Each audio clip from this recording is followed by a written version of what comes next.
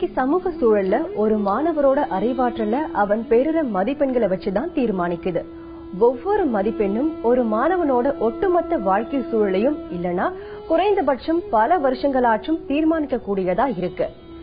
10 இல்லனா 12ஆம் வகுப்பில் எடுக்கும் மதிப்பெண் அந்த மாணவர் தன் கல்விக்காக வருங்காலங்கள செலவிட போகும் பணத்தையோ அவன் தந்தையோ தாயோ பட போகும் சிரமத்தை தீர்மானிக்குது. இந்த சூழ்நிலையில மாணவர்கள் கல்வியோட ஆற்றலை உணரணும். மதிப்பெண்களோட முக்கியத்துவத்தை உணர்ந்து அதிக மதிப்பெண்களை எடுக்க முயற்சி செய்யணும்.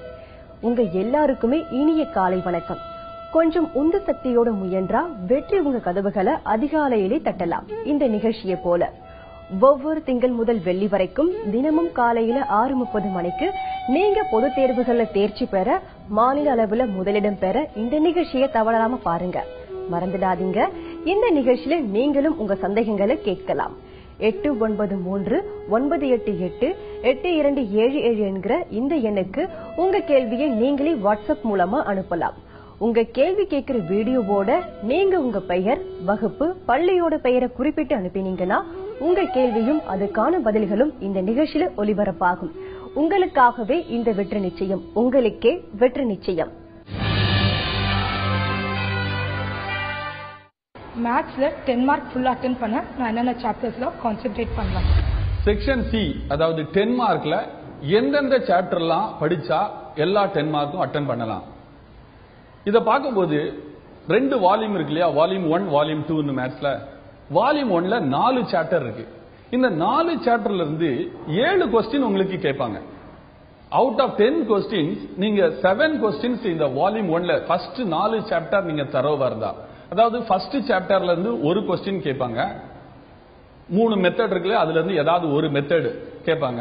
ரெண்டாவது வந்து பார்க்கும்போது வெக்டார் அல்ஜிப்ரா 2.1ல இருந்து 2.6 இது வரைக்கும் நீங்க ப்ரிப்பேர் பண்ணிருந்தீங்கன்னா கண்டிப்பா ஒரு 10 மார்க் உங்களால அட்டெண்ட் பண்ண முடியும்.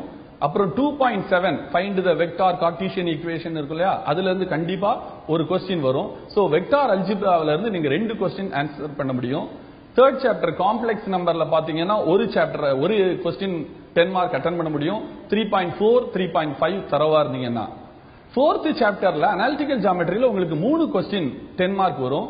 ஒரு கொஸ்டின் எப்படி இருக்கும்னா ஃபைண்ட் தி சென்டர், ஃபோக்கஸ், அது மாதிரி பேரபோலா, எலிப்ஸ், ஹைப்பர்போலா. இது ஜெனரலா பேட்டர்ன் இருக்கும், உங்க டீச்சர்ஸ் சொல்லி கொடுத்திருப்பாங்க. நீங்க இதுல தரவா இருந்தீங்கன்னா கண்டிப்பா உங்களுக்கு ஒரு 10 மார்க் அதுல இருந்து அட்டெண்ட் பண்ண முடியும். ரெண்டாவது வந்து வேர்ட் ப்ராப்ளம்ஸ்.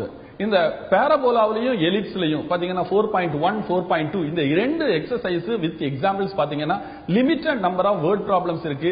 நிச்சயமா இந்த வேர்ட் ப்ராப்ளம்ஸ்ல இருந்து கண்டிப்பா ஒரு 10 மார்க்ஸ் வரும்.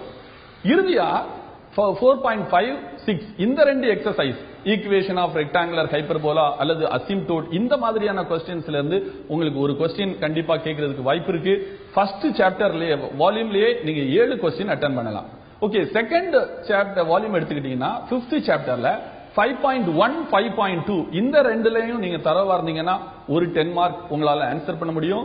அதே மாதிரி கடைசி 2 எக்ஸசைஸ் 5.10 5.11 இதுல நீங்க தரவா இருந்தீங்கன்னா ஒரு 10 மார்க் உங்களால அட்டெண்ட் பண்ண முடியும். சோ 7 + 2 9 ஃபர்ஸ்ட் 5 சாப்டர்ல இருந்து உங்களுக்கு 9 கொஸ்டின்ஸ் ஈஸியா அட்டெண்ட் பண்ண முடியும். ஓகே, அடுத்தது 6th சாப்டர் டிஃபரன்ஷியல் கால்குலஸ் 1ல ட்ரேஸ் த கர்வ் இருக்கு இல்லையா, அதுல 3 சம்.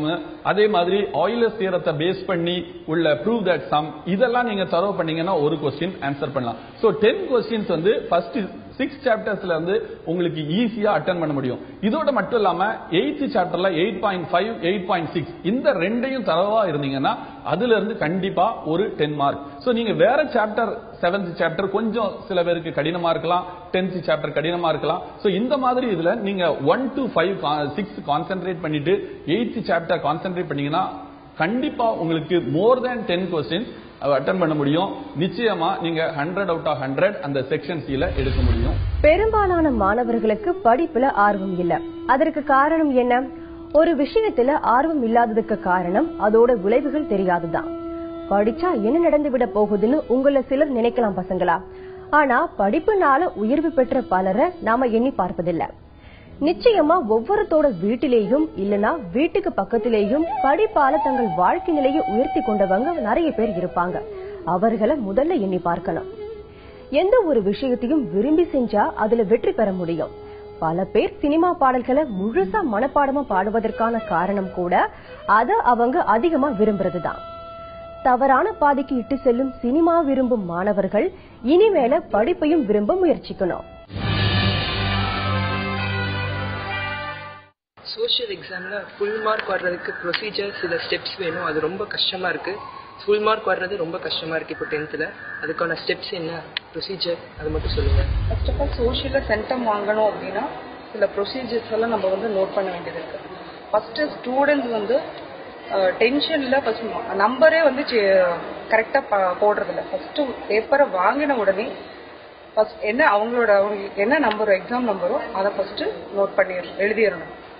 அதுக்கப்புறம் நெக்ஸ்ட் பாத்தீங்கன்னா கொஸ்டின் பேப்பர்ஸை ரீட் பண்ணணும். பார்ட் 1, பார்ட் 2, பார்ட் 3 அது மாதிரி கொஸ்டின் பேப்பர்ஸ் ஃபர்ஸ்ட் ரீட் பண்ணிட்டு எது நம்மளால எழுத முடியும் அப்படிங்கறத ஃபர்ஸ்ட் செலக்ட் பண்ணிக்கணும். செலக்ட் பண்ணிட்டு ஃபர்ஸ்ட் ரோமன் வைஸ் சூஸ்னா ஃபர்ஸ்ட் சூஸ் 14 அப்படின்னா 14ஐயும் ஃபர்ஸ்ட் அட்டென்ட் பண்ணிடணும். நெக்ஸ்ட் ரோமன் மேட்ச் அப்படின்னா மேட்ச் ஃபுல்லா கரெக்டா அந்த கொஸ்டினுக்கு அந்த ஆன்சர் எழுதியிருக்கிறோமா அப்படின்னு கொஸ்டின் வித் ஆன்சர் கரெக்டா எழுதிடணும்.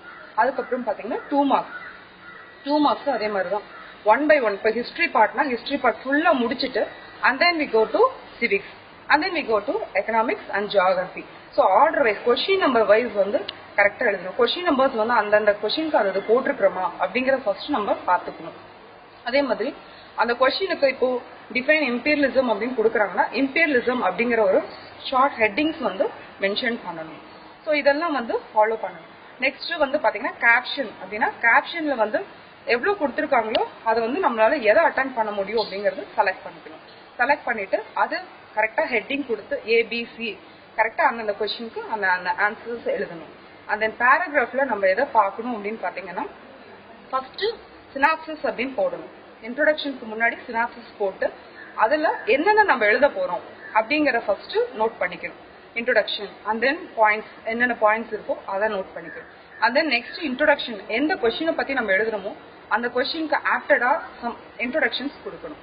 அண்ட் தென் ஆன்சர்ஸ் எழுதிட்டு 1 by 1 ஆன்சர்ஸ் எழுதிட்டு கன்க்ளூஷன் அப்படிங்கறத எழுதிட்டு கன்க்ளூஷன்ல நம்ம என்ன எழுதி இருக்கிறோமோ அதை பத்தி ஒரு 4 lines எழுதணும். ஸோ இதெல்லாம் பண்ணோம்னா கம்பல்சரி 5 marks கிடைக்கும்.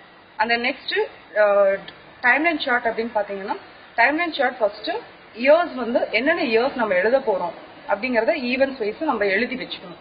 அண்ட் தென் ஸ்கேல் நம்ம எழுதி இருக்கிறோமா அப்படிங்கறது scale 1 unit equal to 10 years அப்படின்னா அதை மென்ஷன் பண்ணணும். அண்ட் தென் இயர்ஸ் நம்ம கரெக்டா டிராயிங் போட்டு அந்த இயர்ஸை மென்ஷன் பண்ணணும். இப்படி பண்ணா அதுக்கு 5 marks கம்பல்சரி.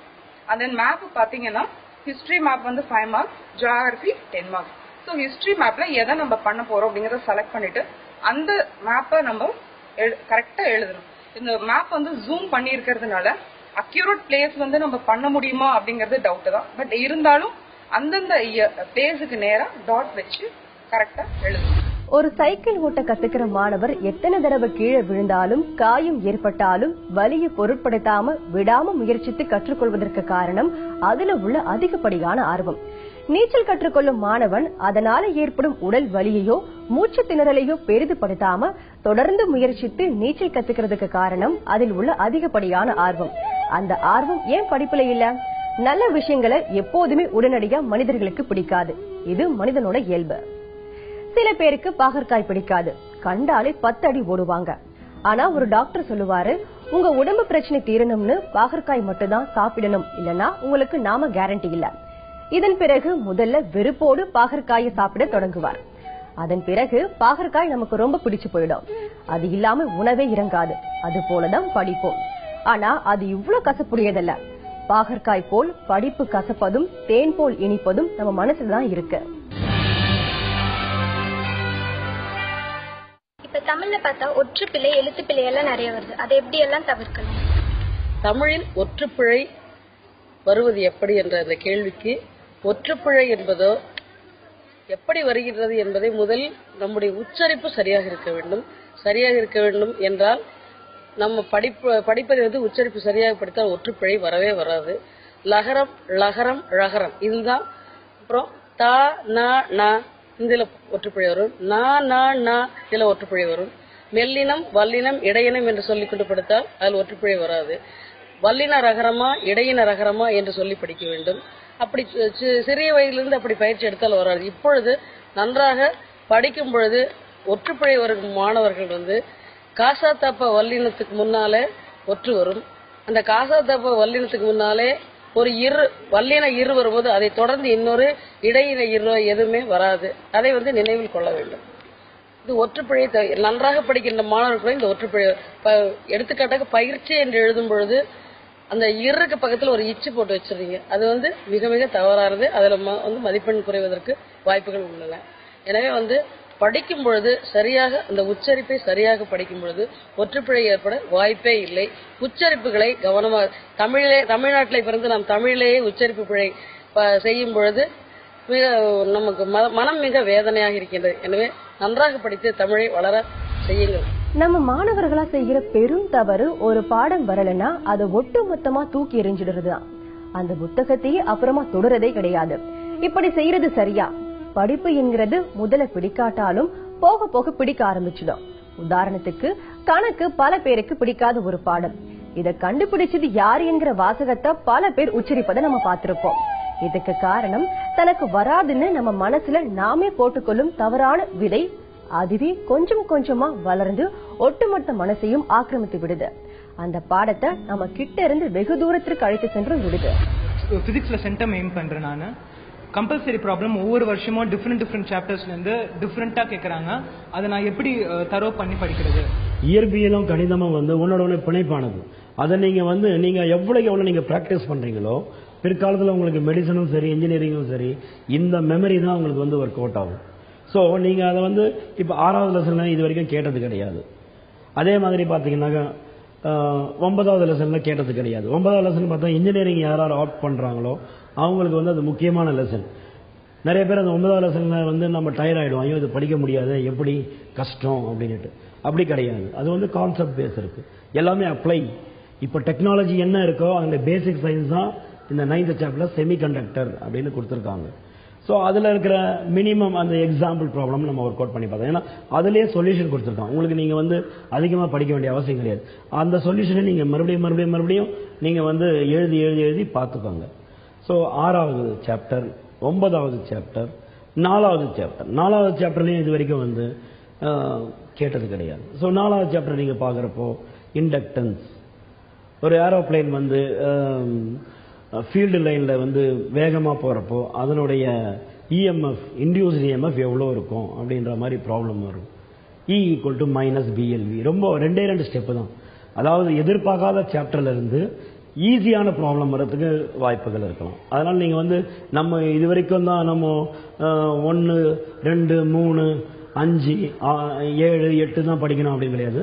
கூடுதலாக இந்த வாட்டி 4, 6 நீங்கள் நல்லா படிச்சுட்டு தெளிவாக அந்த எக்ஸாம்பிள் ப்ராப்ளம்லாம் நீங்கள் ஒர்க் அவுட் பண்ணுங்கள். ஒரு தடவை பார்த்து ஒர்க் அவுட் பண்ணுங்கள், 2 தடவை பார்க்காம ஒர்க் அவுட் பண்ணுங்கள், மறுபடியும் ஒர்க் அவுட் பண்ணுங்கள். அது தெளிவாகிடும் உங்களுக்கு. நீங்கள் எதுக்குமே பதட்டப்பட வேண்டிய அவசியமே கிடையாது. இதுதான் வரும், நம்ம மைண்டு இதுதான் வரணும் அப்படின்னு ப்ரெடிக்ட் பண்ணிட்டு போகக்கூடாது. எது வந்தாலும் என்னால் முடியும். அதுக்கேற்ற மாதிரி தான் நம்ம விடுமுறைகளும் அறிவிக்கப்பட்டு கரெக்டாக நம்ம இந்த எக்ஸாமுக்கு 3 நாள் லீவு அப்படின்னா ஒரு நாள் நீங்கள் டிவைட் பண்ணி படிக்கலாம். ஸோ ப்ராப்ளம்க்கு நீங்கள் ப்ரையாரிட்டி கொடுக்கணும். நீங்கள் சென்டம் எடுக்கணும் அப்படின்னா அந்த கம்பல்சரி ப்ராப்ளம் உங்களுக்கு தெளிவான ஆன்சரோட அதுக்கான யூனிட்டோட நீங்கள் கரெக்டாக எழுதினீங்கன்னாக்கா கரெக்டாக உங்களுக்கு அந்த ஆன்சர் கிடைச்சிரும். ஆப்ஜெக்டிவும் தரவாக ப்ரிப்பேர் பண்ணணும். இப்போ 3 மார்க், 5 மார்க், 10 மார்க் வினா விடைகள் எல்லாருமே எழுதக்கூடியது தான். எல்லாருமே ஃபுல் மார்க் வாங்கிடணும். பட் நமக்கு எங்கே ஸ்லிப் ஆகும் அப்படின்னு பார்த்தீங்கன்னா இந்த ஆப்ஜெக்டிவ், அதாவது டிப்பிக்கலாக யோசிக்க வேண்டிய ஆப்ஜெக்டிவ் ஹரிபரியாக நம்ம முடிவெடுக்கக்கூடாது. ஆப்ஜெக்டிவ் நம்ம இதான் இருக்கும் ஆன்சர் அப்படின்லாம் நம்ம முடிவெடுக்க முடியாது. நம்ம டக்குன்னு யோசிச்சு எடுக்கிறதுக்கு ரொம்ப சிரமமாக இருக்கும். யோசிக்கணும், கொஞ்சம் நிதானிச்சு யோசிக்கணும். நம்ம பதட்டமாக யோசிச்சோம்னாக்கா எல்லாமே நமக்கு ஒரு கஷ்டமான சூழ்நிலை போய் இருந்துடும். ஸோ அதை நிதானமாக யோசித்து கரெக்டாக நீங்கள் எழுதலாம். அது மாதிரி நீங்கள் ஆப்ஜெக்டிவ் நான் சொன்ன சாப்டர் 1, மறுபடியும் சாப்டர் 4, 5, 6, 8 அந்த சாப்டர்லேருந்து டயக்ராம் நல்லா பார்த்துட்டு டயக்ராமில் சில ஆங்கிள்ஸ் கொடுத்துருக்காங்க. அந்த ஆங்கிள் நீங்கள் மறுபடியும் நீங்களே உங்கள் கைப்பட அதை ஒர்க் அவுட் பண்ணி இது இப்படி வந்தால் இது இப்படி கேட்டால் இப்படி ஆன்சர் பண்ணலாம். அது மாதிரி நீங்கள் அது மாதிரி யோசிக்கிறப்போ எந்த கேள்வியாக இருந்தாலும் நீங்கள் ஈஸியாக ஆன்சர் பண்ணிடணும். இதுதான் வந்து நீங்கள் வந்து ஆப்ஜெக்டிவ் ப்ரிப்பேர் பண்ணுறதுக்கான வழிமுறை. Plus textbook back objective நீங்கள் நல்லா வந்து படிக்கணும். ஃபார் எக்ஸாம்பிள் இப்போ 4th சாப்டரில் டெக்ஸ்ட் புக் பேக்கில் 2வது எக்ஸாம்பிள் ஆப்ஜெக்டிவ் பார்த்தீங்கன்னாக்கா அதில் வந்து மறுபடியும் இந்த காயின் தான் நான் சொல்ல போகிறேன். த coil is kept perpendicular. Coil kept perpendicular அப்படின்றப்போ ஃப்ளக்ஸ் இருக்குது. ஃப்ளக்ஸ் அது வந்து 1 வெபர்னு அதுக்கு அந்த ப்ராப்ளமுக்கு ஆன்சர் வருது. அந்த 1 வெபர் காயில் பர்பண்டிகுலராக இருக்கிறப்போ 1 வெபர் வருது. சரி, காயில் பேரலாக இருந்தால் என்ன சார் வரும்? அது ஒரு தடவை கேட்டிருக்காங்க. காயில் பேரலாக இருந்தால் 0 வெபர் வரும். 0 வெபர் வரச்சு அப்போ உங்களுக்கு வந்து இஎம்எஃப் எப்படி இருக்குன்னு பார்த்தா இஎம்எஃப் மேக்சிமமாக இருக்கும். ஸோ ஒரே கேள்வி தான், இந்த பர்பண்டிகுலர் பேரலை வச்சே அவங்க வந்து மாற்றி கேட்கறதுக்கு நிறைய வாய்ப்புகள் இருக்கு. அந்த மாதிரி நீங்கள் அதை வந்து தரோவாக படிச்சீங்கன்னா ஒரு இதுவை தெளிவாக வச்சுக்கோங்க. பர்பண்டிகுலரா இதுக்கு இது ஆன்சர் வந்தா சப்போஸ் பர்பண்டிகுலர் அப்படின்றப்போ அதுக்கு ஃப்ளக்ஸ் இருக்கு. ஃப்ளக்ஸ் வந்து 1 வெபர்னு வச்சுக்கோங்களேன். 1 வெபர் இருக்கிறப்போ இஎம்எஃப் எந்த கண்டிஷனில் இருக்குன்னா 0 வோல்ட் அப்படின்னு வச்சுக்கலாம். ஃப்ளக்ஸ் இல்லைன்றப்போ இஎம்எஃப் மேக்சிமமாக இருக்கும்.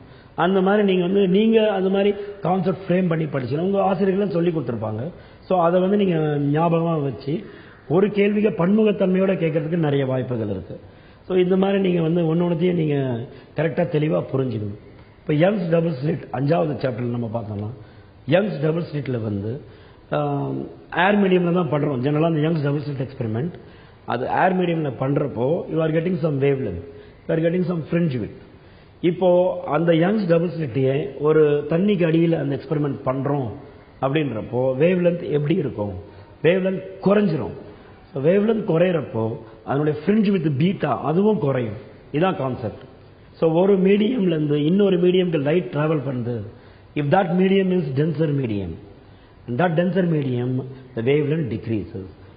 Lambda proportional to beta. அப்போ lambda decrease ஆகுதுன்னா பீட்டாவும் டிக்ரீஸ் ஆகும். இதான் கான்செப்ட். அது எவ்வளோ டிக்ரீஸ் ஆகுதுன்னா ப்ராப்ளமில் கொடுத்தா அதுக்கு எதாவது நீங்கள் சால்வ் பண்ணிக்கோங்க. ஆனால் கோர் கான்செப்ட்னு ஒன்று இருக்குது இல்லைங்களா, அதை ஞாபகம் வச்சுக்கணும். லாம்டா இன்க்ரீஸ் ஆனால் பீட்டாவும் இன்க்ரீஸ் ஆகும், லாம்டா டிக்ரீஸ் ஆனால் பீட்டாவும் டிக்ரீஸ் ஆகும். ஸோ ஆப்ஜெக்டிவ் வந்து நீங்கள் யோசிச்சு தெளிவாக படிக்கணும். நீங்க வந்து உங்க ஆசிரியர்களையும் சந்தேகம் வந்து கேட்டுக்கலாம். நம்மள எல்லாருமே தோத்து போக விரும்ப மாட்டோம். அதனாலதான் எந்த படிப்பு சிரமமோ அதை நம்ம முதல்ல வெறுக்கிறோம். காரணம் தோத்து போய் விடுவோம் என்கிற பயம். அதன் பிறகு மத்தவங்க என்ன சொல்வாங்கங்கிற வெட்கம். இந்த பயமும் வெட்கமும் தான் உங்களோட முதல் எதிரி. நம்மளால முடியாது என்று நினைச்சிட்டா ஒரு குழந்தை எழுந்துக்க கூட நிற்க முயற்சிக்காது. மத்தவங்க சிரிப்பாங்களோ என்று நினைச்சா கூட எத்தனை தடவை அந்த குழந்தை கீழே விழுந்தாலும் நடக்க முயற்சிக்காது. இறைவன் எல்லா குழந்தைகளிடமும் இயற்கையாவை தந்துள்ள விடாமுயற்சி எனும் இப்பண்பை நாம் தான் தொலைச்சு விட்டோம். வாட்ஸ்அப்ல இன்னைக்கு யாரு என்ன கேள்வி கேட்டிருக்காங்கன்னு பாக்கலாமா? +2 மேக்ஸ்ல 4th லெசன்ஸ்ல ஈக்குவேஷன்ஸ்லாம் எப்படி ஈஸியா போடலாம்? இப்போ நீங்க வந்து 4th சாப்டர்ல வந்து உங்களுக்கு வந்து நிறைய ஈக்குவேஷன்ஸ் வருது. இப்போ பேரபோலாலாம் பார்க்கும்போது 4 டைப் இருக்கு. இப்போ அந்த 4 டைப்னு பார்க்கும்போது ஃபர்ஸ்ட் ரைட் சைடு ஓப்பன் இருக்கு. இதனுடைய ஈக்குவேஷன்றப்ப y² = 4ax. இதே இது பேரபோலா வந்து அப்வர்ட்ல இருக்கும்போது x² = +4ay.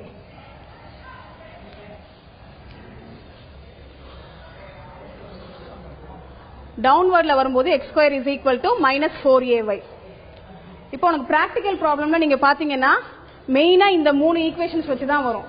இப்போ இதுல நீங்க பாத்தீங்கன்னா அப்வர்ட்ன்றப்ப உங்களுக்கு வந்து பிளஸ்ல வரும். இது நிறைய பேர் தப்பு பண்றீங்க. அத மைனஸ்னு போடுவீங்க. மைனஸ்னு வரது பிளஸ்ல வரும். மேல இருக்கு மேல ஓபன் ஆயிருக்குன்றப்ப பிளஸ்ல வரணும். அதே இது டவுன்வர்ட்ன்றப்ப மைனஸ்ல வரும். அந்த காமன் ப்ராப்ளம் மட்டும் தான் உங்களுக்கு பாத்தீங்கன்னா ரைட் சைடுல ஓபன் ஆன மாதிரி வரும். இப்போ இது வந்து என்னன்னா y² = 4ax. இப்போ இந்த இது வந்து நீங்க நல்லா ஞாபகம் வச்சுக்கலாம். காமனுக்கு மட்டும் இந்த ஈக்குவேஷன் வரும். மீதி இந்த சஸ்பென்ஷன் பிரிட்ஜ் அப்படிங்கிறப்ப அந்த தொங்கு பாலம் கணக்கு இருக்கு இல்லையா, அதுக்கு வந்து கண்டிப்பா உனக்கு வந்து இந்த ஷேப்ல தான் வரும். x² = +4ay. மனப்பாடம் செய்யும் பழக்கம் மாணவர்களை நல்ல திறமை உள்ள மனிதர்களா உருவாக்குது. புரிஞ்சு கொண்டு படிச்சாலே நீண்ட நாள் உங்க மனசுல அப்படியே பதிஞ்சிடும். எனவே முடிஞ்ச வரைக்கும் புரிந்து கொண்டு படிக்க முயற்சி செய்யுங்க. நல்லா படிக்கும் மாணவர்களோட நட்பை ஏற்படுத்திக் கொள்ளுங்க. பூவோடு சேர்ந்து நாரும் மணக்கும். படிச்சது எல்லாமே மனசுல நிக்க உடனடியா எழுதி பாருங்க. எழுதுறப்போ உங்களுடைய தவறுகள் வந்து அதுல தெரியும். மறக்கவும் செய்யாது. கணக்கு எனக்கு வராதுன்னு சொல்றத முதல்ல நிறுத்துங்க. கணக்கு போன்ற எளிதான பாடமே கிடையாது. உண்மையிலேயே அதிக மதிப்பெண் பெற எளிய பாடம் கணக்கு தான். தொடர்ந்து செய்யும் பயிற்சி தான் அதை ஈஸியாக்குது. என்னோட பள்ளி தோழன் ஒருவன் அவன் பெற்ற மொத்த மதிப்பெண் 5 பாடமும் சேர்த்து 75 மதிப்பெண். ஆனா அவன் பொது தேர்வுல கணக்கு பாடத்துல மட்டும் 99% எடுத்திருக்கான். இது கதையில நிஜம்தாங்க. ஒவ்வொரு பாடத்திலேயும் கடைபிடிக்க வேண்டிய பொதுவான விதிகளை கடைபிடிச்சா உலகமே நம்ம உள்ளங்கையில அடங்கிடும். எனக்கு தமிழ்ல நிறைய சந்தேகம் இருக்கு. அதுல என்னன்னா கடிதம் நாங்க 10 மார்க் வாங்கறதுக்கு அனுப்புனர் பெறுநர் இதெல்லாம் போட்டு எழுதினா எனக்கு எவ்வளவு மார்க் அலாட்மெண்ட் கிடைக்கும், அது ஒரு டவுட். அதுக்கப்புறம் கட்டுரை எழுதும் போது நாங்க முன்னுரை முடிவுரை குறிப்பு பெட்டகம் இதெல்லாம் போட்டு எழுதலாமா? வரைஞ்சு கட்டுரையில மழைநீர் சேமிப்பு அதுல எல்லாம் நாங்க வரைஞ்சு கூட காமிக்கலாமா? அதுக்கப்புறம் துணைப்பாடம் எழுதும் போது பேராகிராஃபா எழுதணுமா இல்லாட்டி நிறைய டிவிஷனா எழுதலாமா? துணைப்பாடம் எழுதும் போது கண்டிப்பா குறிப்பு பெட்டகம் போட்டு எழுத வேண்டிய ஒரு வாய்ப்பு இருக்கும். முழு மதிப்பெண் பெறணும் அப்படின்னா அவங்களுடைய குறிப்பு பெட்டகத்துல கண்டிப்பா எழுதக்கூடிய ஒரு குறிப்பை முதல்ல கொடுத்ததுக்கு அப்புறம் முன்னுரை முடிவுரை கண்டிப்பா துணைப்பாடத்துல கொடுத்தா அவன் முழு மதிப்பெண் பெறலாம். இதை தவிர அவ கடிதம் கேட்ட அனுப்புனர் பெறுநர் அப்படின்னு எழுதும் போது கண்டிப்பா அந்த அனுப்புனர் முதல்ல காற்புள்ளி இடணும், இறுதியில முற்றுப்புள்ளி இடணும். கண்டிப்பா அந்த மதிப்பெண் குறைக்கக்கூடிய ஒரு வாய்ப்பு இருக்கும். பெறுநர் அதே போலதான் எழுதணும். பெறுநர் முகவரி எழுதும் பொழுது கண்டிப்பா அந்த கேள்வியிலே இருக்கும், ஆட்சியருக்கா இல்ல மாவட்ட அமைப்பாளருக்கா ஆர்வலர்களுக்கா, கண்டிப்பா அதை கொடுத்த ஒரு செய்தியை கண்டிப்பா அதை பெறுநர்ல கொண்டு வந்துடணும். இப்ப நம்ம எழுதும் போது பொருள் கண்டிப்பா கொடுக்கணும். எல்லாத்துக்குமே தனித்தனி மதிப்பெண் பெற வாய்ப்பு. பொருள் தனி மதிப்பெண், அனுப்புனர் மதிப்பெண், பெறுநர் மதிப்பெண், அதே மாதிரி ஐயா அப்படின்ற ஒரு சொல்ல குறிப்பிடறதுக்கு ஒரு மதிப்பெண், அவ எழுதக்கூடிய பொருளுக்கு ஒரு 4 மதிப்பெண். உரைமேல் முகவரி கண்டிப்பா அனுமதி கடிதம், நண்பனுக்கு கடிதம், அதுல நம்ம உரைமேல் கண்டிப்பா கொடுக்கணும். மற்ற கடிதத்துக்கு கொடுக்க வேண்டான்ற ஒரு செய்தி தான் முழு மதிப்பெண் பெற வாய்ப்பு. இவங்க சில நேரங்கள்ல என்ன பண்ணுவாங்க, உரைமேல் முகவரியை எழுதி கொடுக்கறதுனால ஒரு மதிப்பெண் குறையலாம். அதே மாதிரி பொதுக்கட்டுரை எழுதும் போது மாணவி கேட்டா ஒரு படம் வரைந்து அதை கண்டிப்பா எழுதலாம், தவறு கிடையாது.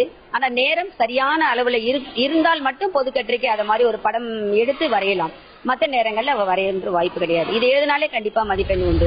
சயின்ஸ்ல 1 மார்க் சம்டைம்ஸ் உள்ள இருந்தும் வரும். சோ அந்த மாதிரி வர டைம்ல நம்ம எந்த இடத்துல இருந்து கான்சென்ட்ரேட் பண்ணலாம் அந்த 1 மார்க்குக்காக. அதே மாதிரி 2 மார்க்ஸ்ல சம்டைம்ஸ் காப்பி த டயக்ராம்னு சொல்லுவாங்க, அப்சர்வ் த டயக்ராம் சொல்லுவாங்க. சோ அதுக்கு எப்படி ஆன்சர் பண்ணுவோம்? ஏ பின்னு போட்டு அந்த பார்ட்ஸ் எழுதினா போதுமா, இல்ல திருப்பி டயக்ராம் காப்பி பண்ணிட்டு அதுக்கப்புறம் எழுதணுமா?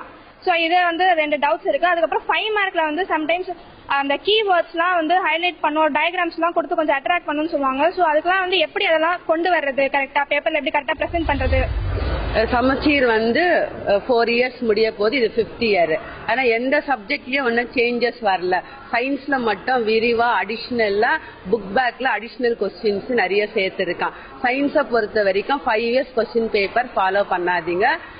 டெக்ஸ்ட் புக் ஃபுல்லா லெசன் வைஸ், யூனிட் வைஸ், அப்புறம் புக் பேக் இருக்கிற கொஸ்டின்ஸை கரோ பண்ணாலே போதும். நெக்ஸ்ட் அந்த பார்ட் பில 30 கொஸ்டின்ஸ் இருக்கு. அதுல அவுட் ஆஃப் 30ல எனி 20 தான். அந்த 20ல நல்ல வர்றது எல்லாமே fill in the blanks, reason, next odd one out, match அடிக்கடி வந்தாதான் வருது, இல்ல இப்ப வர்றது இல்ல. அதனால நிறைய question of selection main important. படிச்சதை எல்லாம் வெளிப்படுத்துறதுக்கு இல்ல தேர்வு, தேவையானவற்றை தெளிவா உணர்த்துவதுதான் நல்ல விடைகள். இது நல்லா புரிஞ்சுக்கிட்டு நேர்மையா முயற்சி செஞ்சா போதும். முயன்றா வெற்றி உங்க கதவுகளை அதிகாலையிலே தட்டலாம். இந்த நிகழ்ச்சியை போல ஒவ்வொரு திங்கள் முதல் வெள்ளி வரைக்கும் தினமும் காலையில 6:30 மணிக்கு நீங்க பொது தேர்வுகள்ல தேர்ச்சி பெற, மாநில முதலிடம் பெற இந்த நிகழ்ச்சியை தவறாம பாருங்க. மறந்துடாதீங்க, இந்த நிகழ்ச்சியில நீங்களும் உங்க சந்தேகங்களை கேட்கலாம். 8938888277 என்கிற இந்த எண்ணுக்கு உங்க கேள்வியை நீங்களே வாட்ஸ்அப் மூலமா அனுப்பலாம். உங்க கேள்வி கேட்கிற வீடியோவோட நீங்க உங்க பெயர், வகுப்பு, பள்ளியோட பெயரை குறிப்பிட்டு அனுப்புனீங்கன்னா உங்க கேள்வியும் அதுக்கான பதில்களும் இந்த நிகழ்ச்சியில ஒளிபரப்பாகும். உங்களுக்காகவே இந்த வெற்றி நிச்சயம், உங்களுக்கே வெற்றி நிச்சயம்.